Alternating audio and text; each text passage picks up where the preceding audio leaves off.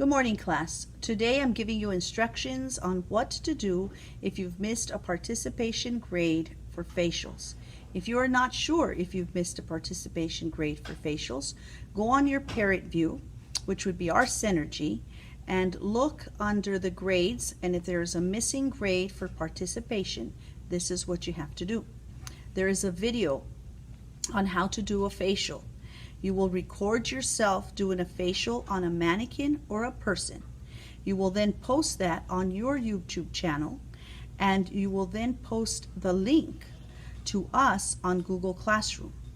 So we can open up the link and then you can get graded on that particular assignment, okay? Mr. Soto is going to have a different instructions, a separate instructions on how to post your link from your YouTube channel on our Google Classroom, and how to possibly, I think, how to even create a YouTube channel. So anyway, that's what you need to do for instructions on how to make up our participation grade for facials. You all have a great day, and we'll see you again. Bye-bye.